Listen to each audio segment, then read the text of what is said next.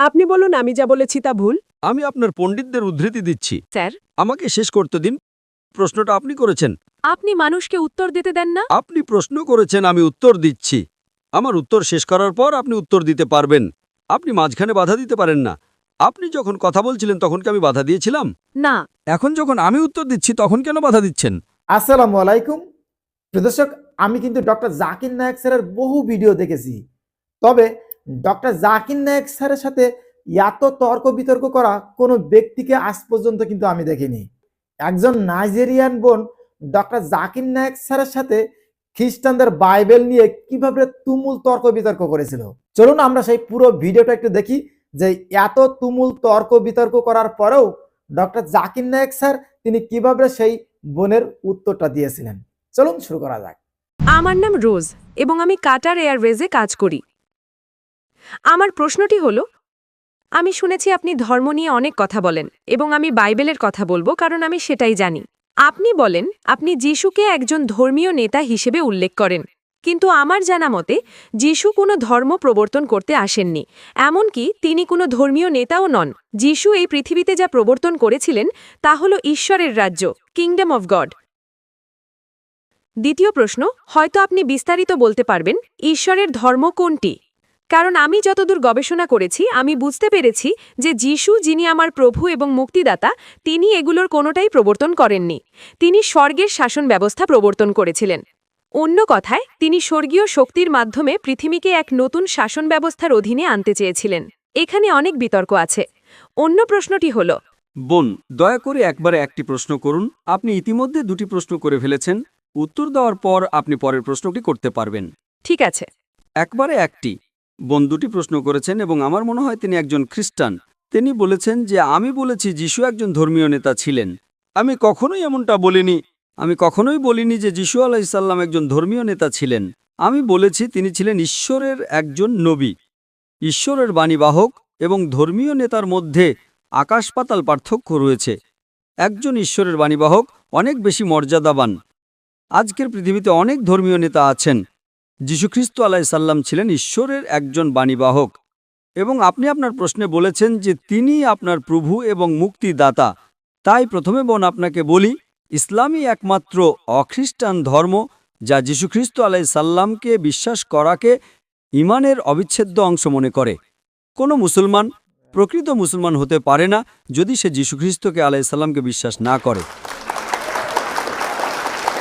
আমরা বিশ্বাস করি যে যীশুখ্রিস্ট আলাইহিসসালাম সর্বশক্তিমান ঈশ্বরের অন্যতম শ্রেষ্ঠ বাণীবাহক ছিলেন।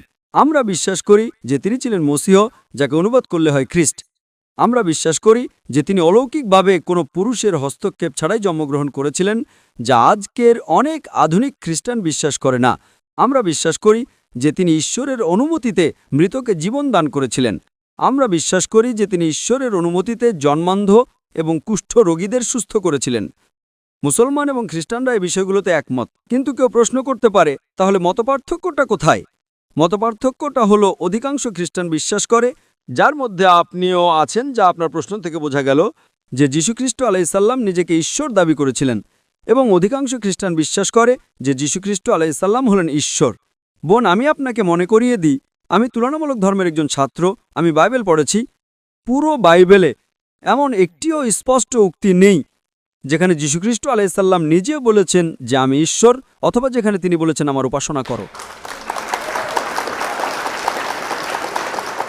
যদি বোন আপনি বাইবেলের যে কোনো জায়গা থেকে এমন একটি স্পষ্ট উক্তি, বাইবেলের যে কোনো জায়গা থেকে এমন একটি দ্ব্যর্থহীন উক্তি যেখানে যীশুখ্রিস্ট, তার উপর শান্তি বর্ষিত হোক, নিজে বলেছেন যে আমি ঈশ্বর, অথবা যেখানে তিনি বলেছেন আমার উপাসনা করো, তাহলে আমি জাকির নায়েক আজই খ্রিস্টান ধর্ম গ্রহণ করতে প্রস্তুত।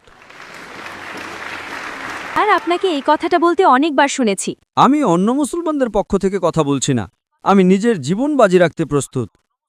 এমন একটিও স্পষ্ট উক্তি নেই। আমার প্রশ্নটা ভালোভাবে শুনুন, আমার চ্যালেঞ্জটা পরিষ্কারভাবে শুনুন বোন। এমন একটিও দ্ব্যর্থহীন উক্তি নেই, এমন একটিও স্পষ্ট উক্তি নেই যেখানে যীশুখ্রিস্ট আলাইহিসসালাম, তার উপর শান্তি বর্ষিত হোক, নিজে বলেছেন যে আমি ঈশ্বর, অথবা যেখানে তিনি বলেছেন আমার উপাসনা করো। জি বোন, বলুন। স্যার, আমার কাছে এর উত্তর আছে। বাইবেলের জন বইয়ে বলা হয়েছে যে শুরুতে ছিল বাক্য, বাক্য ছিল ঈশ্বর এবং বাক্য ছিল ঈশ্বরের সাথে, এবং বাক্য মাংসে পরিণত হলো। আমি আপনাকে যেটা জানাতে চাই সেটা হলো দাঁড়ান দাঁড়ান দাঁড়ান বোন, এটা আমার চ্যালেঞ্জ আদৌ পূরণ করে না। আপনি বইয়ের নাম বলুন, আমি আপনাকে রেফারেন্স উদ্ধৃতি দেব।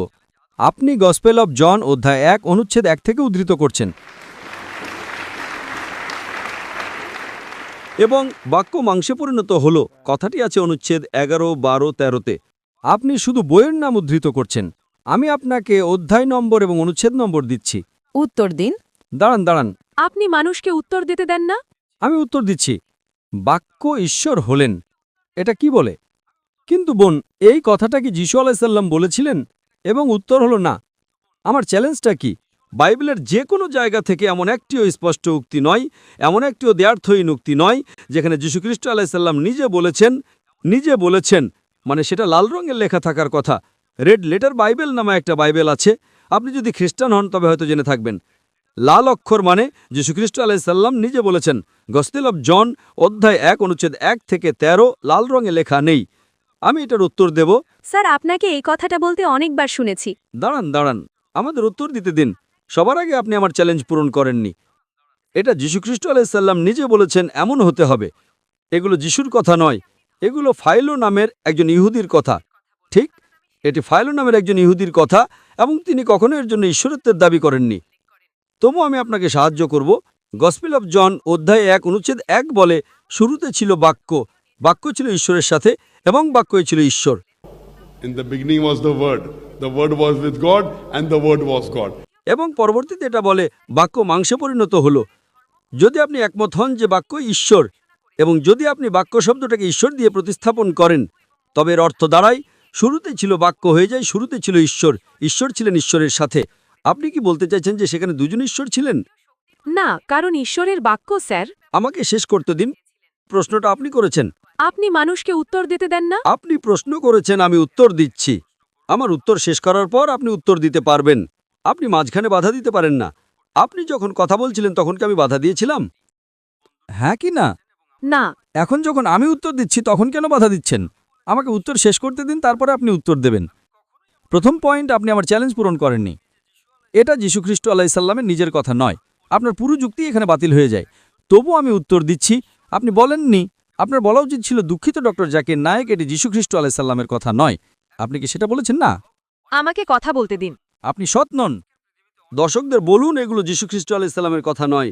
আমি কি ঠিক বলছি নাকি ভুল? আপনি জানেন না। দেখুন, আপনি উদ্ধৃতি দিচ্ছেন অথচ আপনি জানেন না। আমি তুলনামূলক ধর্মের একজন ছাত্র। এই কথাগুলো যীশু আলাইসাল্লাম বলেননি। তবু আমি উত্তর দিচ্ছি। আপনি যদি বলেন বাক্য ঈশ্বর এবং যদি বাক্য শব্দটাকে ঈশ্বর দিয়ে প্রতিস্থাপন করেন, তবে এর অর্থ দাঁড়ায় শুরুতে ছিল বাক্য হয়ে যায় শুরুতে ছিল ঈশ্বর, ঈশ্বর ছিলেন ঈশ্বরের সাথে। আপনি কি বলতে চাইছেন যে সেখানে দুজন ঈশ্বর ছিলেন? এবং উত্তর হলো না। আমি আপনাকে তৃতীয় একটি উত্তর দিচ্ছি। যদি আপনি মূল পাণ্ডুলিপি পড়েন, প্রথমবার যখন ঈশ্বর শব্দটি ব্যবহার করা হয়েছে, শুরুতে ছিল বাক্য, বাক্য ছিল ঈশ্বরের সাথে। এখানে শব্দটি হলো থিয়স। গ্রিক এবং আরামাইক ভাষায় থিয়স মানে হলো স্রষ্টাকর্তা ঈশ্বর। দ্বিতীয়বার যখন ঈশ্বর শব্দটি ব্যবহৃত হয়েছে, এটা হলো থিয়স।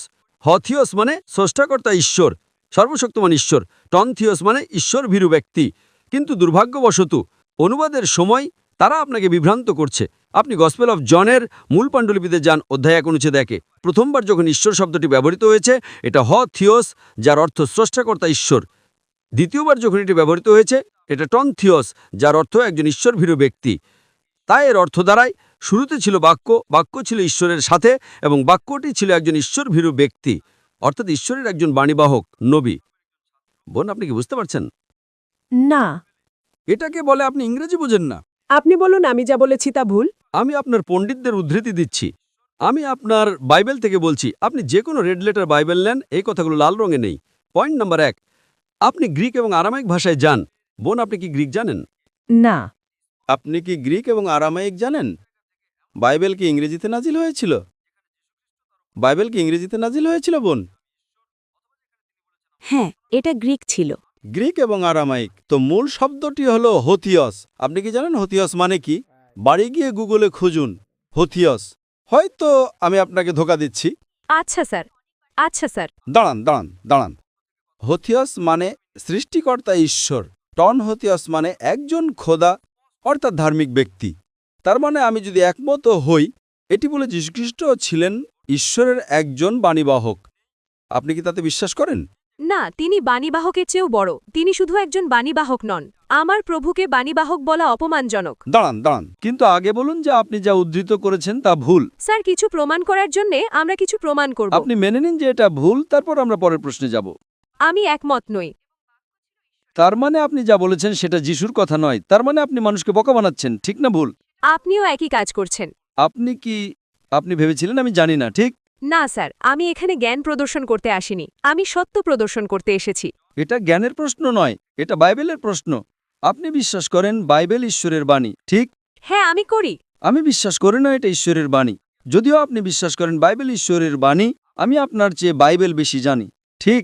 বাইবেল জানা এক জিনিস আর বাইবেলের ওহী বা উপলব্ধি পাওয়া আরেক জিনিস। কারণ আপনি জানেন, যখন যিশু এসেছিলেন তখন যারা তাকে চিনতে পারেনি তারা ছিল ধর্মীয় নেতারা। তারা বড় ভুল করেছিল।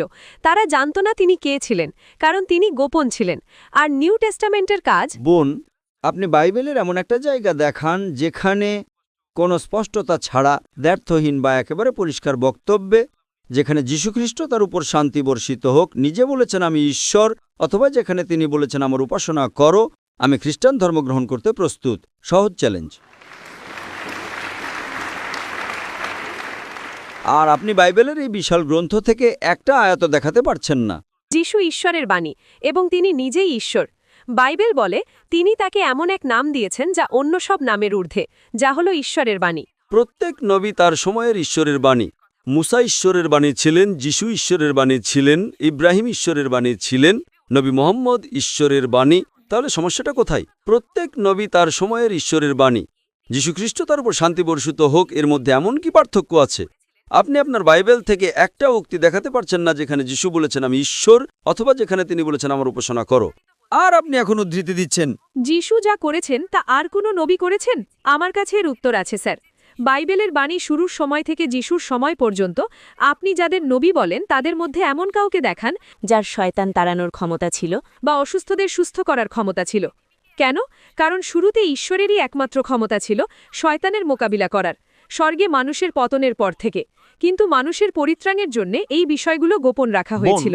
যদি কোনো ব্যক্তি কারোর ভিতর থেকে শয়তান বা জিন তাড়ায়, তবে সে কি ঈশ্বর হয়ে যায়? আজ অনেক মানুষ আছে যারা ঝাড়ফুঁক করে এবং তারা শয়তান তাড়ায়, তারা তো ঈশ্বর হয়ে যায় না। তারা যিশুর কাছ থেকে সেই ক্ষমতা পেয়েছে। আজ বোন, এমনকি এই কাতারেও অনেক মানুষ আছে যারা রুকাইয়া করতে পারে এবং মানুষের ভিতর থেকে শয়তান বের করতে পারে। এটা তাদের ঈশ্বর বানায় না। আমি নিজেও শয়তান তাড়াই যিশুর নামে। ও, তাহলে আপনিও এখন ঈশ্বর হয়ে গেলেন। No, I have been translated because of my faith in Jesus. না, যিশুর প্রতি আমার বিশ্বাসের কারণে আমি পরিবর্তিত হয়েছি। বাইবেল বলে, শুনুন। আমি আপনার সাথে একমত। আপনি যদি বাইবেল পড়েন, ইনজিলে যখন যীশুখ্রিস্ট আলাইহিসসালাম মৃত লাজারাসকে জীবন দান করেন, তিনি সর্বশক্তিমান ঈশ্বরের কাছে প্রার্থনা করেছিলেন। যীশুখ্রিস্ট তার উপর শান্তি বর্ষিত হোক যত অলৌকিক কাজ করেছেন তিনি ঈশ্বরের নামেই করেছেন, তিনি নিজের ক্ষমতায় করেননি। আপনি আমাকে উত্তর দেননি। দুঃখিত, আমাদের হাতে সময় নেই। আপনি হল ভাড়া করে কালকে একটা লেকচার দিতে পারেন, এটা প্রশ্ন উত্তরের সময়।